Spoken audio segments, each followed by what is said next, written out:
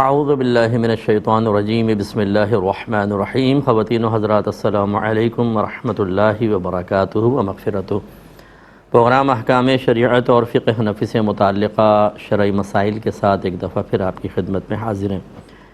ایک بہن نے پوچھا کہ ان کا بھتیجا 1.5 سال کا ہے، بولتا نہیں، سنتا سمجھتا سب ہے، کوئی وظیفہ بتا دیں۔ دیکھیں، آپ کسی اچھے ڈاکٹر سے مشورہ ضرور کریں اور اس کے علاوہ تھوڑا سا صبر کریں۔ بعض اوقات بچے جو ہیں وہ تھوڑا سا لیٹ بولتے ہیں اور پھر اتنا بولتے ہیں کہ آپ کے کان کھائیں گے۔ ویسے یہ سورہ طٰہٰ کی کچھ آیات ہیں، یا رب اشرح لی صدری ویسر لی امری واحلل عقدۃ من لسانی یفقہوا قولی۔ حضرت موسیٰ علیہ السلام جب فرعون کے پاس جانے لگے تو چونکہ آپ نے بچپن میں فرعون کے دربار میں ایک جلتا ہوا انگارہ منہ میں رکھ لیا تھا، جس سے زبان تھوڑی سی جل گئی تھی اور اس سے آپ کی زبان کی روانی متاثر ہو گئی تھی، تو آپ نے اللہ تعالیٰ کی بارگاہ میں پھر وہاں جاتے ہوئے، تبلیغ کے لیے جاتے ہوئے یہ دعا کی کہ اللہ تعالیٰ تو رب اشرح لی صدری، کہ میرے لیے میرے سینے کو کھول دے، ویسر لی امری، اور میرے کام کو آسان کر دے، واحلل عقدۃ من لسانی یفقہوا قولی، اور میری زبان کی گرہ کھول دے تاکہ وہ میری بات کو سمجھیں۔ تو یہ فجر کی نماز کے بعد 7 مرتبہ پڑھیں، اول آخر 3 مرتبہ درود پاک، اور جو بچہ دودھ پیتا ہے یا پانی پیتا ہے یا کھانا کھاتا ہے اس پہ دم کر کے پھر اس کو کھلائیں پلائیں، اللہ تعالیٰ بہت ہی برکت دے گا۔ لیکن تشویش میں مبتلا ہونے کی حاجت نہیں، وہ انشاءاللہ بات کرے گا۔ ایک کہا، بچی نے پوچھا تھا کہ ایک لڑکی کے دانت اگر ٹیڑھے میڑھے ہوں تو اگر وہ ان کو تراش خراش کروا کے سیدھا کروائے اور پھر اس پہ کوئی کور وغیرہ چڑھوا لے تو کیا شریعت اس کی اجازت دیتی ہے؟ دیکھیں، بعض اوقات ٹیڑھے دانت برے نہیں لگتے ہیں، بلکہ اس سے چہرہ خوبصورت سا لگتا ہے، تو اگر ایسا ہے تو پھر تو بالکل اجازت نہیں ہوگی، کیونکہ اللہ تبارک و تعالیٰ کی تخلیق میں بلا اجازت تغیر کرنا شرعاً منع ہوتا ہے۔ جب شیطان کو اللہ تبارک و تعالیٰ نے راندہ درگاہ کیا اور اسے جنت سے اتار کر اپنی بارگاہ سے ذلیل و رسوا کر کے باہر نکالنے کا ارادہ کیا، تو اس نے کہا کہ مجھے مہلت دے دے۔ قیامت تک اللہ نے اس کو مہلت دی۔ تو اس کے بعد اس کے جو چند باتیں تھیں جو قرآن میں بھی مذکور ہیں، ان میں سے ایک یہ تھا کہ میں ضرور لوگوں کو اس طرف لے کر آؤں گا کہ وہ تیری پیدا کی ہوئی چیزوں کو تبدیل کر دیں گے، انہیں بدلیں گے، جانوروں کے کان کاٹیں گے۔ تو یہ اس نے ایک طرح سے دعویٰ کیا کہ میں ایسا کروں گا۔ تو گویا کہ جب آپ کا چہرہ خوشنما ہے، کسی چیز سے بدنمائی کی طرف مائل نہیں، تو پھر خواہ مخواہ خوبصورتی کی طرف آنے کی کوشش کرنا یا زیادہ خوبصورت بننے کے لیے اللہ تعالیٰ کی تخلیق میں تغیر کی کوشش یہ منع ہے۔ لیکن فرض کر لیں اگر وہ دانت ایسے ہیں کہ جس کی وجہ سے چہرہ بدنما محسوس ہوتا ہے اور بچیوں کے رشتے میں فرق پڑتے ہیں، یا بعض اوقات منہ چھپا لیتی ہیں، شادی ہو جاتی ہے، پھر شوہر کی بے رغبتی کا سبب بنے، تو ایسی صورت میں ہر وہ طریقہ اختیار کرنا جائز ہے ڈاکٹرز کے مشورے سے جو آپ کے لیے باعث ضرر نہ ہو، کیونکہ بعض اوقات اس قسم کی چیزیں اختیار کرنے سے پہلے سے زیادہ انسان بدنما ہو جاتا ہے۔ بہت سے لوگ پلاسٹک سرجری کراتے ہیں، ہونٹ موٹے کرنے کے شوق ہو جاتے ہیں اور چہرہ بگڑ جاتا ہے بالکل۔ تو اس لیے کسی اچھے ڈاکٹر سے مشورہ کر کے اور پھر کروا سکتے ہیں، لیکن اگر اس کی ضرورت نہیں ہو، پہلے ہی چہرہ خوشنما ہے، بدنمائی نہیں ہے، تو پھر منع ہوگا۔ ایک یہ کہتے ہیں کہ یہ غالباً باہر سے تھا کہ ایک پراپرٹی ایجنٹ ہے، وہ بلڈنگز اور ہوٹلز کو کرائے پر چڑھواتا ہے۔ کچھ ہوٹلز ابھی چل رہے ہوتے ہیں اور مالک کہہ دیتا ہے کہ ابھی کرایہ دار کو ڈھونڈ لو، ایز اٹ از ہم اس کو دے دیں گے، اور ان ہوٹلز میں بارز بھی ہوتے ہیں اور نائٹ کلب بھی ہوتے ہیں، بیہودگی، شراب اور سب کچھ زنا وغیرہ۔ تو کیا یہ ایجنٹ ایسے کسی ہوٹل کی ڈیل کروا سکتا ہے؟ اور اگر کروا دے تو کیا اس کا کمیشن جائز ہوگا یا نہیں؟ دیکھیں، یہاں 2 چیزیں ہیں، ایک فتویٰ اور ایک تقویٰ۔ فتویٰ تو یہ ہے کہ بالکل جائز ہے، وہ کر سکتا ہے، بس برائی میں تعاون کی نیت نہ کرے۔ اس کا کام ہے ہوٹل دکھانا، کیونکہ ہوٹل میں ہر کام ناجائز نہیں ہوتا، جائز بھی ہوتا ہے۔ تو یہ اس بات کا ذمہ دار نہیں ہے کہ اگر یہ ڈیل کرواتا ہے تو وہ کیا کیا کریں گے، یہ ایجنٹ کی ذمہ داری نہیں ہوتی۔ اگر اس کو ذمہ داری مان لیا جائے تو پھر تو کوئی شاپ یا مکان بھی کرائے پہ نہ دلوایا جائے یا اس کو سیل نہ کروایا جائے، کیونکہ اگر کروائیں گے تو جو لوگ اس کو لیتے ہیں وہ اس میں کوئی حرام کام کریں گے۔ خود ہمارے یہاں دیکھ لیں، ملک پاکستان میں کتنے دکاندار ایسے ہیں جو خرید و فروخت کے شرعی مسائل جانتے ہیں، غلط قسم کی کنڈیشن لگا کر بیوع فاسدہ ہو رہی ہوتی ہیں، اور بعض تو بالکل باطل ہوتی ہیں جیسے چوری کا مال بیچ رہے ہوتے ہیں۔ تو اب اگر یہ چیز ہے تو کیا کوئی پراپرٹی ڈیلر کوئی دکان ہی کرائے پہ نہ چڑھوائے یا سیل نہ کروائے کہ یار ہو سکتا ہے کوئی آ کر اس میں خواہ خراب کام کرے گا، یا چور مارکیٹ کی کوئی دکان وہ کرائے پہ نہیں چڑھوا سکتا؟ ایسا نہیں ہوتا۔ تو فتویٰ اسی کے اوپر ہے کہ بالکل جائز ہے اور کمیشن لے سکتا ہے، باقی آگے کو کیا کرے گا اس کا یہ ذمہ دار نہیں ہے۔ بس برائی میں تعاون کی نیت نہ ہو، اور تقویٰ یہ ہے کہ ایسی چیزوں سے ایوائڈ کریں کہ جب پتہ ہے کہ اس میں ایسا کام ہوگا تو اجتناب کر لیں، بہتر ہے۔ لیکن اگر کوئی تقویٰ اختیار نہ کرے، فتویٰ اختیار کرے، تو شرعاً آخرت میں اس کی کوئی گرفت نہیں ہے، وہ کر سکتا ہے۔ اور آج کل کے دور میں اگر آپ یہ سمجھیں کہ ہم کسی ایسے کو دلوائیں جو بالکل فرشتہ ہو تو ڈھونڈ کے بتائیں، مل جائے تو میری ملاقات کروائیں، میں دست بوسی کرنے کی سعادت حاصل کروں گا۔ ہر گھر میں، ہر دکان پہ، خود ہمارے ملک پاکستان میں کیا کچھ نہیں ہو رہا آپ بھی اچھا طرح جانتے ہیں۔ کتوں کے گوشت یہاں کھلائے جا رہے ہیں، چوہوں کے گوشت اور گدھوں کے گوشت۔ آپ اندازہ کرو ملک پاکستان، اسلامی جمہوریہ پاکستان میں یہ حالت ہے۔ اس طرح کے بہت سارے شیطان لوگ ہوتے ہیں۔ تو یہ مطلب یہ نہیں ہے کہ آپ شریعت نے اس کا آپ کو مکلف نہیں بنایا کہ بالکل 100% شیورٹی کے ساتھ حلال معاملے کو کریں۔ ہاں حرام آپ کو مطلب یہ تو اس میں ایجنٹ کے تو کوئی مسئلہ ہی نہیں ہے، بیچنے کے اندر قطعی حرام پتہ ہو تو چلیں انوالومنٹ نہ کریں، ورنہ گنجائش نکلتی ہے۔ تو خلاصہ کلام یہ ہے کہ آپ کر سکتے ہیں، اور اگر تقوی اختیار کریں تو رکیں۔ کسی نے پوچھا کہ اگر کوئی کافر مر جائے تو کیا اس پر انا للہ و انا الیہ راجعون پڑھ سکتے ہیں، اور کیا ایسوں کے لیے دعائے بخشش و مغفرت کرنا جائز ہوگا؟ دیکھیں، انا للہ و انا الیہ راجعون کہنے میں تو حرج نہیں ہے، کیونکہ اس کا ترجمہ یہ ہے کہ بے شک ہم اللہ کے لیے ہیں، یعنی اللہ کا مال ہیں، اللہ تعالی ہمارا مالک ہے، اور بے شک ہم اسی کی طرف لوٹنے والے ہیں۔ اس میں تو کوئی مسئلہ ہی نہیں ہے، نہ یہ کسی کافر کے لیے اس کا استثناء ہے کہ جی مسلمان کے لیے آپ یہ کہہ سکتے ہیں اور اقرار کر سکتے ہیں، کافر کے لیے نہیں کر سکتے۔ ہر ایک نے جانا ہے، ہر ایک کا مالک و خالق اللہ تبارک و تعالی، لہٰذا اس میں شرعاً کوئی حرج نہیں ہے۔ لیکن دعائے بخشش و مغفرت میں حرج ہے۔ اللہ تعالیٰ نے قرآن پاک میں کئی مقامات پر واضح فرما دیا کہ اگر کوئی حالت کفر میں مر گیا تو وہ ہمیشہ ہمیشہ جہنم میں جائے گا، اسے کبھی نکلنا نصیب نہیں ہوگا۔ اور دعائے بخشش و مغفرت کرنے کا مطلب یہ ہے کہ آپ یہ امید رکھتے ہیں کہ یہ مر کے جہنم سے نکل کر جنت میں جائے گا، یا ڈائریکٹ بھی جا سکتا ہے۔ تو گویا کہ آپ کا ان آیات پر اعتماد و اعتقاد اور عقیدہ نہ رہا جن میں اللہ تعالیٰ نے ان کے ہمیشہ جہنم میں رہنے کی خبر دی ہے۔ اور قرآن کی کسی ایک آیت کے بارے میں بھی اگر آپ شک و شبہ کا شکار ہو جاتے ہیں، اس کے مضمون کے خلاف مضمون کو اپنا عقیدہ بناتے ہیں، تو آپ دائرہ اسلام سے باہر ہو جائیں گے۔ لہذا جو بھائی بہن ریسٹ ان پیس یا اور دیگر دعائیں وغیرہ لکھ دیتے ہیں یا اس کے لیے دعا کرتے ہیں، ان سب کو تجدید ایمان اور تجدید نکاح کرنا ہوگا۔ یاد رکھیں کہ کافر کو جو کچھ وہ نیک عمل کرتا ہے اللہ تبارک و تعالیٰ دنیا میں ہی بدلہ دے دیتا ہے، مرنے کے بعد کوئی راحت نہیں۔ یہ پاسبل ہے کہ اللہ تعالیٰ کسی کافر کو اچھے عمل کے بدلے میں ایمان عطا فرما دے، پھر تو وہ مسلمان ہیں اور آپ کو پتہ بھی چل جائے تو آپ دعائے بخشش و مغفرت کر سکتے ہیں۔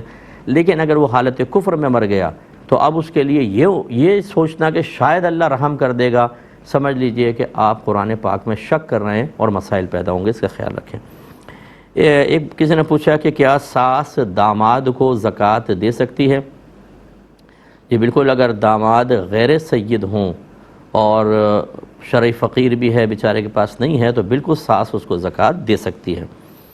ایک انہوں نے کہا کہ یہ شاید پڑوسی ملک انڈیا سے یہ بہن نے مجھے میل کی تھی کہ ہمارے یہاں اگر کوئی عورت حالت حیض میں ہے اور پڑوس میں اس کو پتہ چلے کہ کوئی نبی کریم صلی اللہ علیہ وسلم کے جبہ مبارکہ اور بی بی فاطمہ رضی اللہ تعالی عنہا کی چادر کی زیارت کروا رہا ہے، تو کیا وہ حائضہ عورت جا کے ان چیزوں کی زیارت کر سکتی ہے؟ دیکھیں، پہلی بات تو یہ کہ اس سے قطع نظر کہ ہم اس پہ کلام کریں کہ ان میں کوئی حقیقت ہے یا نہیں، اس کو چھوڑ دیں، فرض کر لیں ہے، پھر بھی حائضہ خاتون بالکل اس حالت میں، اسی طرح اگر کوئی جنبی ہے تو اس حالت میں جا کے زیارت کر سکتا ہے، اس میں کوئی حرج نہیں ہے، کیونکہ شریعت نے اس سے منع نہیں کیا۔ خود ہماری والدہ سیدہ عائشہ صدیقہ رضی اللہ تعالی عنہا ارشاد فرماتی ہیں کہ نبی کریم صلی اللہ علیہ وسلم میری حالت حیض میں میرے گود میں سر رکھتے تھے اور قرآن پاک کی تلاوت کیا کرتے تھے۔ ایسی فرماتی ہیں سرکار بعض اوقات معتکف ہوتے تو آپ کھڑکی سے اپنا سر اقدس اس طرف کرتے اور میں آپ کے بالوں میں کنگھا کیا کرتی تھیں۔ اسی طرح فرماتی ہیں میں حالت حیض میں ہوتی تو بعض اوقات میں بوٹی کھاتی ہڈی کے اندر تو سرکار اس کو لے کے وہیں سے تناول فرماتے، اور اسی طرح اگر میں کوئی پانی پیتی تو پیالے کے اسی جگہ سے آپ پیا کرتے تھے۔ یہ اظہار محبت کے لیے تھا۔ اس سے معلوم ہوا کہ کوئی حیض ایسی چیز نہیں ہے، جنابت ایسی چیز نہیں ہے کہ چھٹ کر کسی کو لگ جائے، اور اس میں بے ادبی کو کوئی پہلو نہیں کہ یہاں تو چبہ ہے اور وہاں خود میرے آقا صلی اللہ علیہ وسلم سراپا ظاہری حیات کے ساتھ ہیں، تو اگر یہ ناجائز ہو تو وہ بدرجہ اولا ناجائز ہونا چاہیے تھا، لیکن جب اس میں جواز ہے تو اس میں بالکل جواز ہوگا۔ اور اب یہ کہ یہ سرکار کا جبہ ہے اور بی بی فاطمہ کی چادر، بی بی فاطمہ کی چادر کہاں سے آ گئی یہ سوچئے کس کے پاس؟ کبھی کہتے ہیں بی بی فاطمہ کے سر کا بال، یہ لوگوں نے کمانے کے دھندے بنا رکھے ہیں، یہ چیزیں بی بی فاطمہ کی چیزیں کیسے آپ تک پہنچ گئیں؟ وہ تو انتہائی پردے میں رہا کرتی تھیں، ان کے بال مبارکہ کسی کو مل جائیں یہ مجھے تو پاسبل نہیں لگتا ہے۔ جو یہ وصیت کریں کہ مجھے رات میں دفنانا تاکہ میرے جنازے پر بھی کسی نامحرم کی نگاہ نہ پڑے، اور وہ بی بی فاطمہ رضی اللہ تعالیٰ عنہ جنہوں نے فرمایا کہ جب میرا جنازہ اٹھایا جائے تو چارپائی کو چاروں طرف سے کپڑے سے ڈھک دیا جائے تاکہ کسی کی نگاہ نہ پڑے، تو پھر اب بتائیے ان کے چادریں کہاں سے آ گئیں اور ان کے بال یہ لوگوں نے خود بنائے ہوئے ہیں۔ اور خاص طور پہ ہم اہل سنت جو سنی حضرات ہیں ان کی سادہ لوہی سے اور ان کی سرکار سے عشق اور محبت سے ناجائز فائدہ اٹھاتے ہوئے کچھ لوگ باقاعدہ اس کی زیارتیں کرواتے ہیں، اس چیزوں کی جو خود ساختہ ہوتی ہیں، اور اس پہ پیسے لیتے ہیں باقاعدہ۔ یعنی یہ تو نہیں کہتے کہ اتنے کی انٹری ہے، وہ ایک ماحول بنا دیا، ہر آ رہا ہے کوئی نذرانہ دیتا جا رہا ہے، چل گیا کاروبار صاحب۔ نہ قرآن پڑھنے کی فرصت، نہ حدیث پڑھنے کی فرصت، نہ گناہوں سے بچنے کا شعور، نہ 5 وقت نمازیں پڑھیں گے، ان چیزوں کے اندر جو ہے وہ مشغولیت، اور وہ بھی بغیر کسی مستند دلیل کے ہو گیا شروع۔ تو اس لیے ذرا اچھی طریقے سے ذرا کریں۔ ہاں اگر کوئی اعلیٰ خاندان ہے، کوئی نیک لوگ ہیں، عالم خاندان ہے، ان کے اندر کوئی منہ مبارک وغیرہ جیسے ہوتے ہیں یا کوئی تبرکات ہوتے ہیں تو چلو اعتماد قائم ہو جاتا ہے۔ یہ عام قسم کے لوگ ان کے اوپر تو بالکل اعتماد نہ کیا جائے۔ یہ کہ کہتی ہیں کہ بچی کہتی ہے کہ میرے والد مجھے مارتے بھی ہیں اور گندی گندی گالیاں دیتے ہیں، تو کیا میں ان سے بات کرنا بند کر سکتی ہوں؟ تو بیٹا پہلے تو ہم بچی کو مشورہ دیں گے کہ والد صاحب اگر فرض کر لیں کوئی خلاف شرع کام کر رہے ہوں تو اس کی آپ کو اجازت نہیں ہوگی کہ آپ بھی جواب میں اللہ کی نافرمانی میں مبتلا ہو جائیں، بلکہ آپ کا کمال یہ ہے کہ آپ جواب میں بالکل اللہ کی اطاعت کریں، کیونکہ اللہ تعالیٰ نے آپ کے لیے ارشاد فرما دیا، ہم سب کے لیے ہے، تو میں خاص بچی کو کہہ رہا ہوں کہ فلا تقل لہما اف ولا تنہرہما، کہ ان ماں باپ سے اف نہ کہو اور ان کو ڈانٹو مت، اور اس میں نیک پرہیزگار کی کوئی تخصیص نہیں، نیک گناہ گار کی۔ انشاءاللہ میں مزید اس پہ کلام کروں گا ایک مختصر سے بریک کے بعد، امید ہے کہ آپ ہمارے ساتھ ہی رہیں گے۔ بسم اللہ الرحمن الرحیم۔ پہلے کال لیتے ہیں پھر انشاءاللہ میں جواب کمپلیٹ کرتا ہوں۔ السلام علیکم۔ السلام علیکم جی وعلیکم السلام۔ مفتی صاحب 2 سوال ہے۔ پہلا سوال یہ ہے کہ عبد القادر، عبد القدیر اور عبد الرزاق وغیرہ نام والے افراد کو قادر، قدیر اور رزاق کہہ کر پکارنا کیسا ہے؟ ٹھیک ہے۔ اور دوسرا سوال یہ ہے کہ کسی کی قربانی واجب تھی اس پہ اور وہ اس نے نہیں ادا کیا، بعد میں اس نے جب قضا کے لیے پیسے دینے ہیں تو اس کے بعد اتنی استطاعت نہیں ہے کہ وہ چھوٹے جانور کو کی وہ رقم دے سکے، تو کیا بڑے جانور کی وہ کر سکتا ہے اور تھوڑے تھوڑے کر کے دے دے، جیسے 4000 5000 اور وقفے وقفے سے دے، اس طرح کرنا کیا جائز ہوگا کہ نہیں؟ اس حوالے سے رہنمائی فرمائیے گا۔ ٹھیک ہے۔ اور چلے میں عرض کرتا ہوں السلام علیکم۔ وعلیکم ایک اور کالر ہے۔ میرا السلام سوال علیکم۔ یہ ہے کہ جی۔ یہ اسلامی بینکنگ میں جو پروفٹ ملتا ہے وہ جائز ہے کیا؟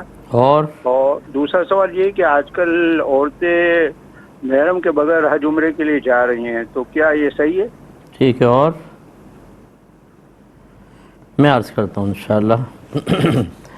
تو یہ بچی سے میں گزارش کر رہا تھا کہ بیٹا آپ والد صاحب کی اطاعت ہی کریں، بات بند نہ کریں، ان کی خدمت کریں، اللہ تعالیٰ آپ کو اجر دے گا، اور ہو سکتا ہے کہ اللہ تعالیٰ ان کے دل میں آپ کا پیار اور محبت ڈال دے اور وہ ان حرکتوں کو چھوڑیں۔ اب دوسری چیز یہ ہے کہ والد کا کیا ایک بچی کو خراب قسم کی گالیاں دینا اور مارنا پیٹنا شرعاً صحیح ہے یا نہیں ہے؟ اب بچی نے عمر نہیں لکھی کہ کیا عمر ہے، بہرحال اس نے میل کی ہے تو کچھ ذی شعور ہی ہے بچی۔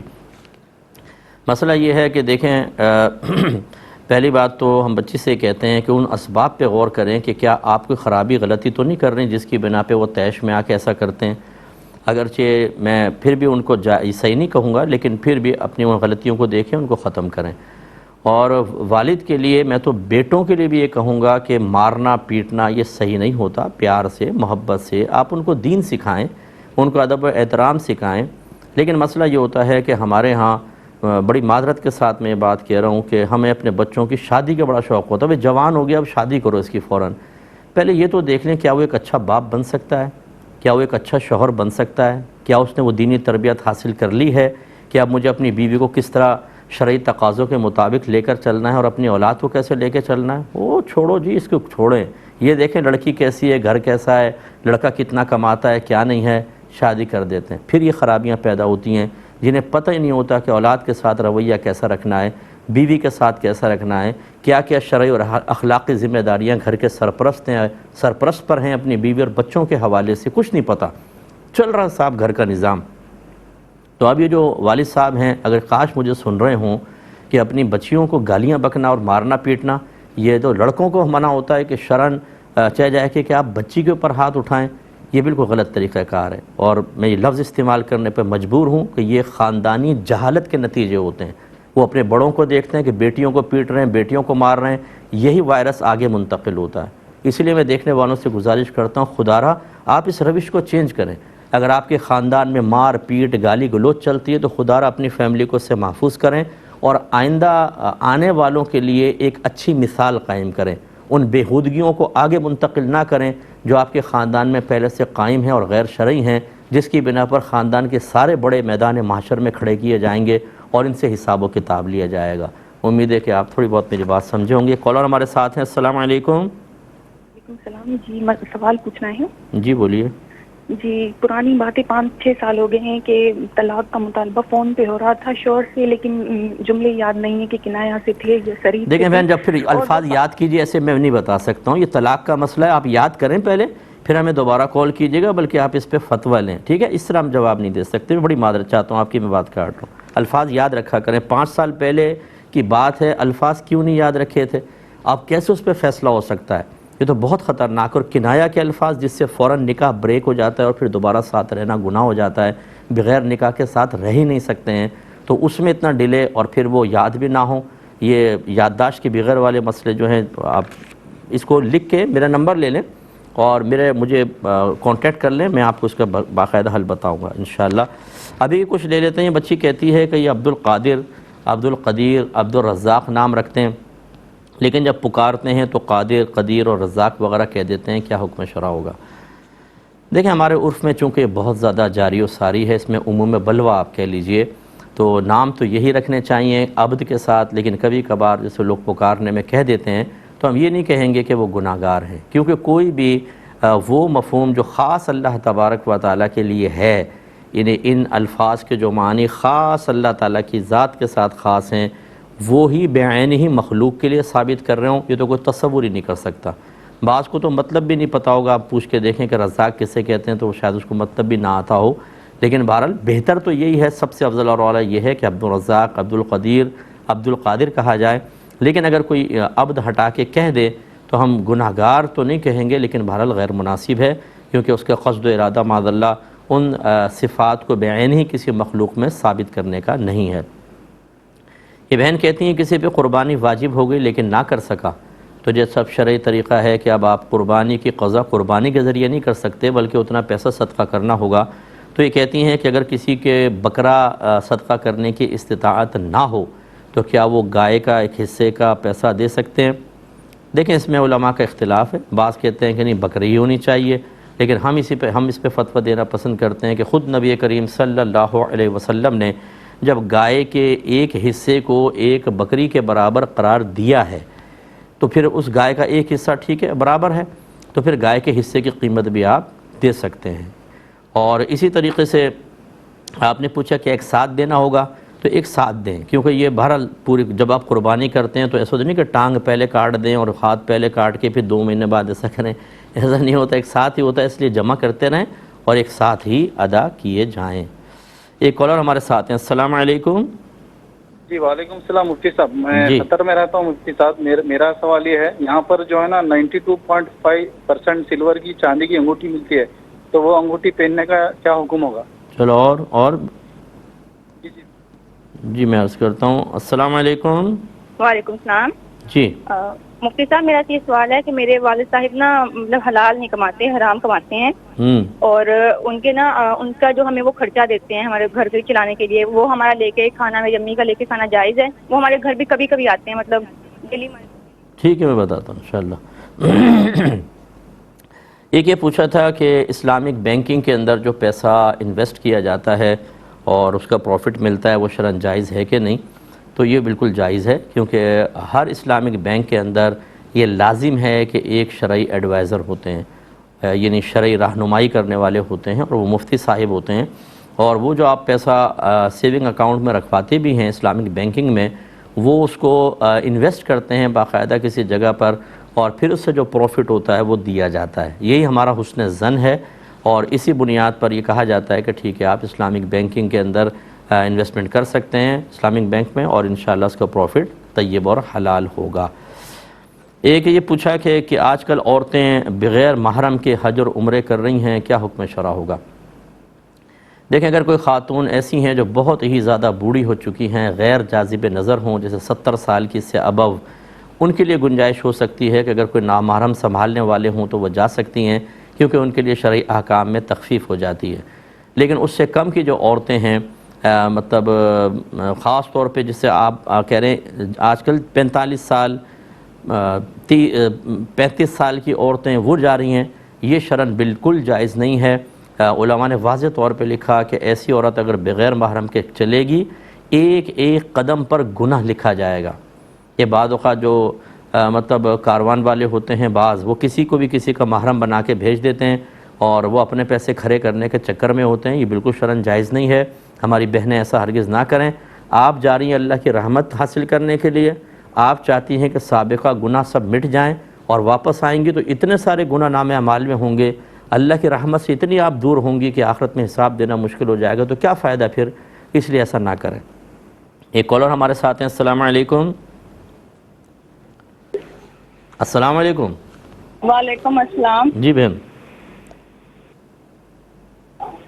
وعلیکم السلام. اپنے ٹیلی ویژن کی آواز بند کر دیں. یہ 19واں سال ہے میرے پروگرام کو، اور کہتے کہتے تھک گئے ہم لوگ. دوسرا لے لیں. ہاں ایک اور کالر ہے. السلام علیکم. السلام علیکم. اچھا، یہ بھائی نے چاندی کی انگوٹھی کہا ہے. میں نے پچھلے پروگرام میں بھی غالباً بیان کیا تھا کہ 4.5 ماشا سے کے وزن تک کی ہو سکتی ہے، اس سے زائد وزن کی نہ ہو. بلکہ نبی کریم صلی اللہ علیہ وسلم نے تو فرمایا 4.5 ماشا سے کم وزن کی. تو یہاں تک تقریباً پہنچ جائے. اس سے اوپر تو بالکل نہیں ہونی چاہیے، کیونکہ سرکار نے صراحتاً اس سے منع فرمایا، اور ایک نگ لگا ہونا شرط ہے. نگ کا وزن کتنا ہی ہو، لیکن جو حلقہ ہے چاندی کا وہ 4.5 ماشا سے زیادہ وزن کا نہ ہو. یہ اچھی طرح خیال رکھیے. اگر کوئی ایسی انگوٹھی نہیں مل رہی، اس کو لے کر آپ ڈھال لیں اور دوبارہ بنوا لیں سونار سے، تو بن جائے گی اصل سائز کے اندر. یہ بچی نے کہا کہ ان کے والد صاحب جو ہیں وہ ناجائز پیسہ کماتے ہیں، اور یہ شاید اپنی والدہ کے ساتھ رہتی ہیں، وہ ساتھ نہیں رہتے تو کبھی کبھار ہی آتے ہیں، لیکن خرچہ گھر میں دیتے ہیں. تو کیا ہم اس خرچے کو کھا سکتے ہیں کہ نہیں؟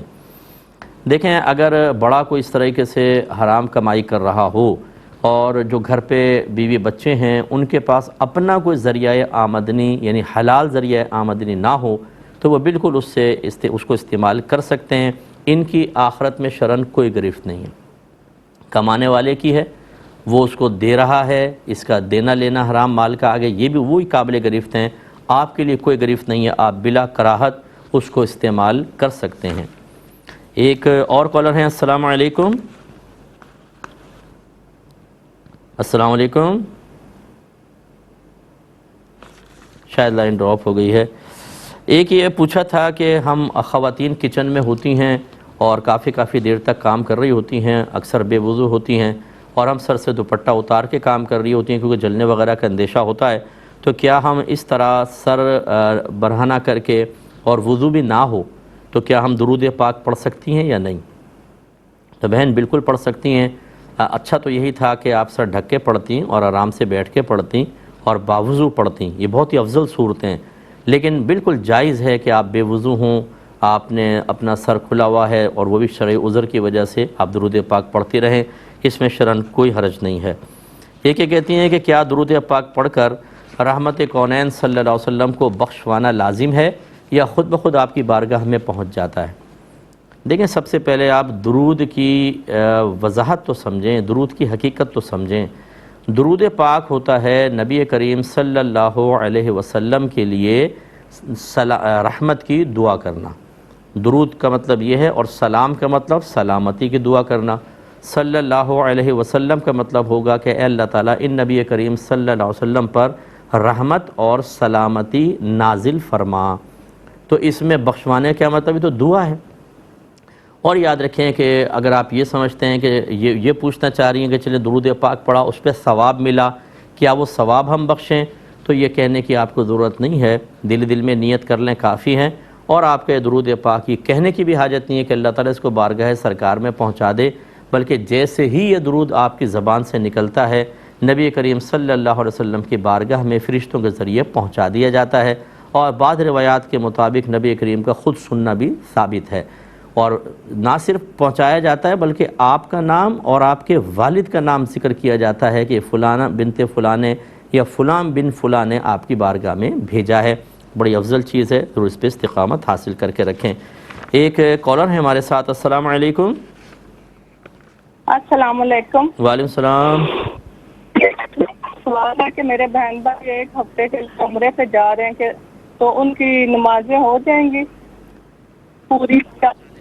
اچھا، 40 نمازوں کی بات کر رہی ہیں آپ، ٹھیک ہے میں بتاتا ہوں انشاءاللہ۔ ایک مختصر سا بریک لیں گے، ہمیں یقین ہے آپ ہمارے ساتھ ہی رہیں گے۔ بسم اللہ الرحمن الرحیم۔ ایک کالر ہمارے ساتھ ہیں، السلام علیکم۔ وعلیکم السلام مفتی صاحب۔ جی بہن فرمائیے۔ جی میرا سوال یہ ہے کہ نا عقیقے کے لیے بکرا ہی کاٹنا ضروری ہے، گائے کے حصوں سے بھی عقیقہ ہو جاتا ہے؟ ٹھیک ہے، اور دوسرا سوال یہ ہے کہ نا اونٹ کا گوشت کھانے سے وضو ٹوٹ جاتا ہے؟ اور تیسرا سوال ہے کہ جھاڑو کو کھڑا رکھنا کیسا ہے؟ اور بس اچھا میں بتاتا ہوں۔ ایک یہ پوچھا تھا کہ ان کے بھائی ایک ہفتے کے لیے عمرے پر جا رہے ہیں، تو کہتی ہیں کہ پھر مدینے میں 40 نمازیں کیسے پوری ہوں گی؟ تو نہیں ہوں گی، یقینی سی بات ہے، کیونکہ آپ کو کم از کم 8 دن تو مدینے میں رہنا ہوگا، تب 8 × 5 = 40 ہوتی ہیں۔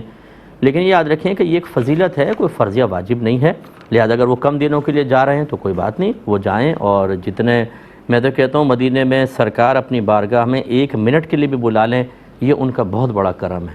تو اگر وہ فضیلت ملتی ٹھیک، عذر ہے ان کے اور جذبہ ہے، ہو سکتا ہے اللہ تبارک و تعالیٰ اس سے کئی گنا زیادہ ثواب اور فضیلت عطا فرما دے۔ اگر جیسے آدمی پچھتا رہا ہوتا ہے، اس دل آزردہ ہوتا ہے کہ کاش مجھے ٹائم ملتا میں پڑھ لیتا، تو امید ہے اللہ کی رحمت سے اللہ بڑی کرم نوازی فرمائے گا، لیکن بہرحال 40 نمازیں پوری نہیں ہو سکتی ہیں۔ ایک کالر میرے ساتھ ہیں، السلام علیکم۔ وعلیکم السلام۔ جی سوال ہے۔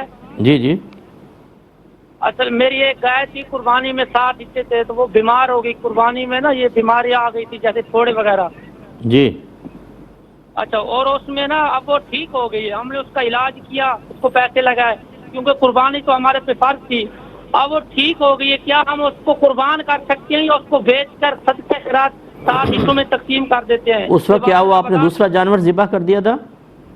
ذبح نہیں کیا، ہمارے پاس قربانی کے پیسے نہیں تھے، ہم نے گائے لے لی تھی، وہ بیماری آ گئی آخری، یعنی کہ قربانی۔ اچھا، نہیں قربان کیا ہی نہیں نا آپ نے، وہ ایسی گائے آپ کے پاس؟ قربان نہیں کیا، پھر ٹھیک اس کا ہے، علاج۔ ٹھیک ہے میں بتاتا ہوں انشاءاللہ۔ میں عرض کرتا ہوں، ایک یہ پوچھا کہ کیا عقیقے میں بکرا کرنا ہی لازم ہوتا ہے یا گائے کے حصے میں حصہ بھی کر سکتے ہیں؟ تو جی بالکل، ابھی جیسے میں نے عرض کیا تھا، ایک گائے کا حصہ ایک بکرے کے برابر ہے، لہٰذا آپ گائے کے حصوں میں عقیقے کا پیسہ ملا سکتے ہیں۔ جیسے 2 بچے ہیں تو 2 عقیقے کے 2 حصے گائے کے آپ لے لیں، اور قربانی جو ہو رہی ہوتی ہے اس میں 7 حصے دار ہوتے ہیں، اس میں عقیقے کا حصہ بھی آپ ملا سکتے ہیں، تو ایک حصہ ایک بکرے کے برابر ہوگا۔ لیکن انہوں نے کہا کہ کیا اونٹ کا گوشت کھانے سے وضو ٹوٹ جاتا ہے؟ تو بالکل نہیں ٹوٹتا، یہ نہیں ہے۔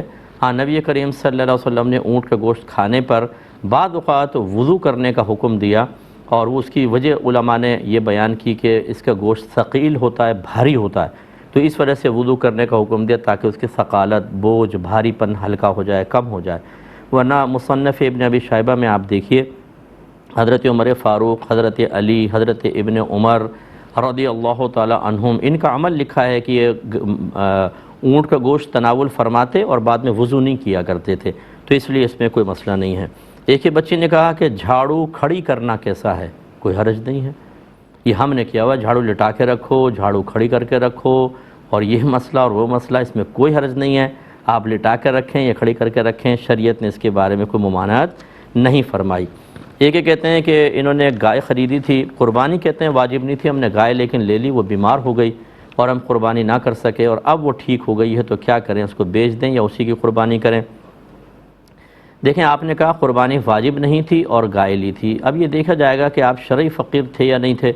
اگر تو آپ شرعی فقیر تھے، یعنی آپ کے پاس نصاب کی زکوٰۃ کے نصاب کے برابر پیسہ نہیں ہے، تو ایسا شخص اگر کوئی قربانی کی نیت سے جانور لے لے تو اس پر اسی جانور کی قربانی واجب ہو جاتی ہے۔ ایسی صورت میں آپ اس کو نہیں بیچ سکتے، اس کو اگلے سال آپ ذبح کریں، بلکہ کہا یہ گیا ہے کہ اس سال آپ کو ذبح کرنا چاہیے تھا، نہیں کیا تو زندہ صدقہ کر دیں، آپ اس کے بیچ کے قیمت نہیں لے سکتے ہیں، ٹھیک ہے نا، اس کو صدقہ کر دیجئے۔ اور اگر آپ شرعی فقیر نہیں تھے لیکن آپ نے کہا واجب نہیں تھی آپ پہ قربانی، جس سے ظاہر ہو رہا ہے، لیکن میں ایک مسئلہ بیان کرتا ہوں کہ اگر کوئی شرعی فقیر نہ ہو اور وہ جانور لے کر آ جائے غنی، جیسے بعض اوقات 2 جانور لے آتے ہیں، ایک بیمار ہو گیا اور اب ایام گزر گئے، تو اس جو غنی ہوتا ہے اس پر قربانی کی نیت سے خریدے ہوئے جانور کی قربانی کرنا واجب نہیں ہو جاتا، وہ جانور بدل سکتا ہے، وہ دوسرا جانور کر سکتا ہے، لہذا ایسی صورت میں آپ اس کو بیچ کے اس کی قیمت رکھ سکتے ہیں، اس میں کوئی حرج نہیں ہے۔ اگرچہ افضل اور اولیٰ یہی ہے ایسے لوگوں کے لیے بھی کہ زندہ صدقہ کر دیں کہ آپ اللہ تبارک و تعالیٰ کی رزق کے لیے لائے تھے، لیکن بہرحال غنی کو اجازت ہوتی ہے کہ وہ جو جانور قربانی کی نیت سے خریدے بینی اسی کو قربان نہ کرے، دوسرا جانور لے آئے یا اس کو بیچ کر کچھ اور معاملہ کر سکتا ہے، لیکن قربانی بہرحال کرنی ہوتی ہے، وہ کرنی ہوگی۔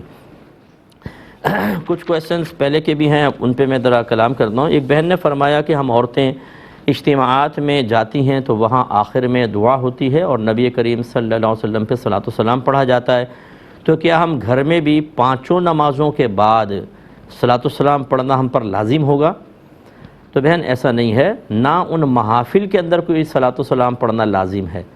ہم اہل سنت نبی کریم صلی اللہ علیہ وسلم پر محافل کے آخر میں یا جمعے کی نماز کے بعد سلام کھڑے ہو کر پڑھنے کو جائز قرار دیتے ہیں، فرضیہ واجب نہیں۔ اس کی وجہ اور اس کی علامت اور دلیل کیا ہے کہ ہم خود سنیوں کی مسجد میں اگر پوری بھری ہوئی ہے، مثلا 1000 نمازی ہے، تو آخر میں صلاۃ و سلام پڑھنے والے کوئی 10 20 50 ہی ہوتے ہیں، باقی سارے چلے جاتے ہیں۔ تو اب اگر لازم کرتے تو پھر ان کو بھی ٹھہرنا، ان کو بلکہ ڈانٹتے ڈپٹتے اور ان کو سخت الفاظ کہتے کچھ بھی نہیں، ٹھیک ہے آپ پڑھیں، سعادت کی بات ہے، نہ پڑھیں تو کوئی بات نہیں۔ تو جب یہ محافل کے آخر میں پڑھنا لازم نہیں تو پھر 5 نمازوں کے بعد پڑھنا کیسے لازم ہو سکتا ہے؟ یہ لازم نہیں۔ ہاں اگر آپ چاہیں کہ نماز ختم ہو 2 صیغے، 2 جملے، 2 شعر صلاۃ و سلام کے پڑھ لیں، اس میں حرج بھی نہیں ہے، آہستہ آواز میں، کیونکہ آپ خاتون ہیں تو کوئی مسئلہ نہیں ہے۔ یہ کہتے ہیں کہ انسان ڈیلی روٹین میں بعض اوقات مختلف الفاظ بول دیتا ہے جو قابل گرفت ہو سکتے ہیں، مثلا یہ چونکہ پڑوسی ملک سے آیا ہے تو وہ ان کا بیچاروں کا مسئلہ ایسے ہی ہوتا ہے، وہ کہتے ہیں کہ ہمارے منہ سے کبھی نکل جاتا ہے اگلے جنم میں دیکھیں گے، یا 7 جنم کے اندر ایسا نہیں ہوا تو اب کیا ہوگا، اور یوں ہی کہتے ہیں کہ اس ایسے گانے جن کے اندر اس قسم کے عقیدے بیان کیے گئے ہوں ان کو گنگنانا کیسا ہے؟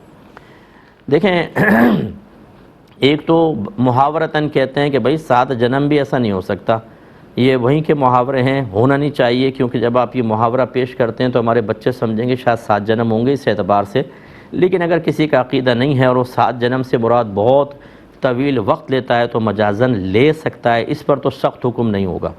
لیکن اگر کسی کا عقیدہ یہ ہے کہ انسان مرے گا دوسرا جنم اس کو ملے گا، یا 7 جنم ملتے ہیں، ایک دفعہ وہ پیدا ہوتا ہے پھر مرتا ہے پھر دوبارہ کسی اور شکل میں پیدا ہو جاتا ہے، مرد ہے تو عورت بن جائے گا، عورت ہے تو جانور بھی بن سکتا ہے، یہ 7 جنم کے تصورات یہ ہمارے مذہب اسلام میں قطعاً نہیں ہیں۔ جو ایسا عقیدہ رکھے گا وہ دائرہ اسلام سے باہر ہو جائے گا۔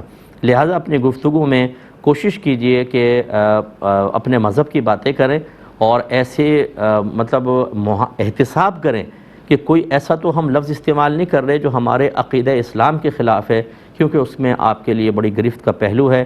یوں ہی ایسی موویز نہ دیکھیں جس کو دیکھنے کے بعد آہستہ آہستہ آپ کے دل میں کچھ عقائد باطلہ سرایت کر جائیں، یا کچھ عبادات باطلہ آپ کو اچھی لگنے لگ جائیں اور آپ کسی چیز کو پسندیدگی کی نگاہ سے دیکھ لیں، وہیں ایمان آپ کا ضائع ہو سکتا ہے۔ اس لیے احتیاط کریں، اس میں بہت بیسٹ ہے جس نے ایسا کیا۔ احتیاطاً ہم کہتے ہیں، میں حکم کفر نہیں لگا رہا ہوں، احتیاطاً تجدید ایمان، تجدید نکاح کر لیں، یہ آپ کے حق میں بہتر ہے۔ ایک خاتون نے کہا کہ اب ان کے یہ الفاظ ہیں کہ چہرے کے پردے کے بارے میں علماء کا اختلاف ہے، تو کیا میرے لیے جائز ہے کہ میں ان علماء کو فالو کر لوں جو چہرے کے پردے کو واجب قرار نہیں دیتے ہیں؟ اور دوسرا اسی کے ضمن نے پوچھا کہ جب علماء میں اس طرح کا اختلاف ہو جائے تو کیا ہم جس کو چاہے فالو کر لیں، ہمیں اجازت ہوتی ہے؟ دیکھیں بہن، پہلے بات تو یہ ہے کہ ہمارے جو جمہور علماء ہیں، جو سلجھے ہوئے علماء ہیں، وہ یہی کہتے ہیں کہ فی زمانہ جب تک کوئی شرعی مجبوری نہ ہو عورت کو نقاب کرنا چاہیے، کیونکہ نبی کریم صلی اللہ علیہ وسلم کے دور میں ماحول کچھ اور تھا، وہاں چہرے پہ نگاہ کم اور جسم کے اوپر زیادہ ہوتی تھی، اور وہ مطلب ان کا ایک ماحول تھا۔ اور یہاں جو ہے وہ آپ دیکھیں کہ چہرے پر نگاہ پڑتی ہے انسان کی تو پھر اس کا دل آگے کی طرف مائل ہوتا ہے۔ حالات کی تبدیلی کی بنا پر احکام میں ضروری تبدیلی علماء پر واجب ہو جاتی ہے کہ وہ ضروری تبدیلی کر کے پبلک کو لازم کریں کہ اس کو فالو کیا جائے۔ تو بہرحال اگر آپ کے کوئی قریبی مفتی صاحب ہیں، فرض کر لیں، اور انہوں نے آپ کو کہا کہ یہ جائز ہے، اس طرح کا آپ اختلاف بیان کر رہی ہیں، تو کر سکتی ہیں آپ۔ جب ایک مفتی صاحب کی دلیل آپ کو حاصل ہو گئی تو ٹھیک ہے، فَاسْأَلُوا أَهْلَ الذِّكْرِ إِن كُنتُمْ لَا تَعْلَمُونَ۔ اللہ تعالیٰ نے عوام سے ہی فرمایا کہ اگر تم نہیں جانتے تو اہل علم سے سوال کرو۔ لیکن مسئلہ یہ ہوتا ہے، آپ نے جس سے پوچھا کہ ہم کسی کو فالو کر لیں، ایسا نہ کیا کریں، بلکہ آپ سب سے پہلا اصول تو یہ ہے کہ یہ دیکھیں کہ جمہور کس طرف ہیں، زیادہ تعداد کس طرف ہے۔ مختلفی مسائل میں، اختلافی مسائل میں دیکھا جاتا ہے جس طرف علماء کی میجورٹی ہوگی وہ حق ہوگا، اسی کو آپ کو فالو کرنا ہوگا۔ اب آپ لوگ جو عوام ہیں وہ کہیں گے ہمیں تو پتہ ہی نہیں کہ علماء کون کون سے ہیں اور کون سے ایک طرف زیادہ ہیں، کون سے کم ہیں۔ ایسی صورت میں ہم دوسرا مشورہ یہ دیتے ہیں، آپ کوئی ایک اچھے مستند مفتی صاحب کے ساتھ اپنا تعلق قائم کریں اور ان کو فالو کریں۔ یہ نہ کریں کہ آپ ایک کو فالو کرتے تھے لیکن ایک مسئلہ آپ کی مرضی کے مطابق نہ ہوا تو آپ نے کہا مفتی صاحب وقتی طور پہ السلام علیکم، ہم ذرا کسی اور آستانے سے رابطہ کر لیتے ہیں، وہاں سے لے کے اس پہ عمل کر لیا۔ پھر انہوں نے اگلا مسئلہ ایسا بتا دیا جو آپ کو مشکل لگا تو آپ نے کہا کہ ہم ٹوٹے ہوئے تعلقات پھر جوڑنے کے لیے تیار ہیں، اور اس طرف آ گئے۔ اس سے دین کھیل بن جاتا ہے، یاد رکھیں۔ جو ہم اہل سنت چار ائمہ میں سے کسی ایک کی تقلید کو لازم کہتے ہیں، امام اعظم، امام شافعی، امام مالک، امام احمد بن حنبل، کہ کسی ایک کو فالو کریں، حالانکہ چاروں حق ہیں، ہم اس کا اقرار کرتے ہیں۔ وہ کیوں کرتے ہیں؟ تاکہ حکمت شرع باطل نہ ہو جائے۔ حکمت شرع کیا ہے؟ کہ اللہ تبارک و تعالیٰ نے شرعی احکام میں ہمارے لیے آزمائش کا پہلو رکھا ہے، امتحان، کہ ایک چیز مجھے ناگوار گزر رہی ہے، میرے لیے مشکل ہے، میرا نفس اس کو پسند نہیں کر رہا، لیکن اللہ اس کے رسول کا حکم ہے، اب ہے امتحان، مانوں یا نہ مانوں۔ مانوں گا آخرت پہ انعام ملے گا، نہیں مانوں گا گناہ ہوگا اور آخرت میں گرفت ہو سکتی ہے۔ یہ ایک امتحان رکھا ہے۔ اب اگر آپ یوں کر لیں کہ ایک مسئلے میں اس کو فالو کر لیا، دوسرے مسئلے میں ادھر چلے گئے، تیسرے مسئلے میں ادھر چلے گئے، تو پھر اس کا مطلب ہے کہ جو شرعی احکام میں ایک امتحان تھا وہ تو ختم ہو جائے گا نا۔ اسی لیے چاروں ائمہ میں سے ایک کی تقلید، جس کو تقلید شخصی کہتے ہیں، علماء نے واجب قرار دی ہے، ورنہ تو کھیل بن جائے۔ امام اعظم کا قول مشکل لگے تو امام شافعی کی طرف چلے جائیں۔ امید ہے کہ آپ سمجھ گئے ہوں گے۔ اجازت چاہوں گا آپ ہمارے لیے دعا کریں، میں آپ کو لیے دعا کرتا ہوں، اللہ تعالیٰ آپ کو دین سے وابستگی کامل طور پہ عطا فرمائے، آمین۔ وآخر دعوانا ان الحمد للہ رب العالمین۔